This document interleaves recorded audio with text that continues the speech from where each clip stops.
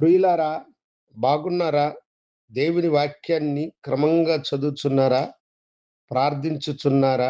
నేటి ధ్యాన వాక్యము లేవికాండం 26వ అధ్యాయము 11వ వచనం. నా మందిరము మీ మధ్య ఉంచెదను.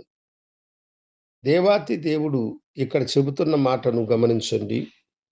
నా మందిరము మీ మధ్య ఉంచెదను అని క్రీస్తు సంఘము స్థాపించబడక మునుపే పాతని నిబంధన గ్రంథములో దేవుడు మోషేతో ఈ మాటను తెలియచేస్తూ ఉన్నాడు.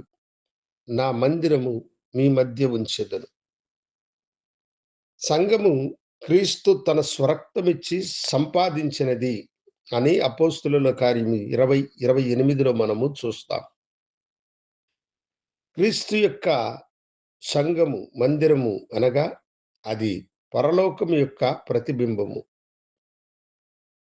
ఒకడు ప్రత్యక్షకంగా ఈ భూమి మీద పరలోకాన్ని చూసిన వారు ఎవరు లేరు, కానీ దాని ప్రతిరూపమైన సంఘమును ఇక్కడ చూస్తారు. అప్పుడు దేవుడు తన స్వరక్తమిచ్చి సంపాదించిన సంఘములో వారేం చూడాలి? పరలోకపు యొక్క మహిమను, పరలోకం యొక్క ఆనందాన్ని, పరలోకం యొక్క సంతోషమును చూచువారై ఉండాలి. అక్కడ అల్లరికి తావు లేదు. అక్కడ పోట్లాడుకునేటువంటి వారుగా ఉండరాదు. అక్కడ దేవునికి అసఖ్యకరమైన కార్యాలు ఎప్పుడూ జరగవు. అక్కడ శాశ్వతమైన ప్రేమ, దేవుని కృప, దేవుని సన్నిధి, పరలోకంలో ఉండేటువంటి మహిమకరమైనటువంటివన్నీ కూడా దేవుని సంఘములో ఉన్నవి అన్న సత్యమును ఈ లోకము గ్రహించాలి. దానినే ప్రభు అంటున్నాడు, ఆ పరలోకపు మహిమైనటువంటి నా మందిరమును మీ మధ్య ఉంచుచున్నానని. దేవుని మందిరమును చూసిన వారు పరలోకమును కోరుకొని వారై ఉండాలి.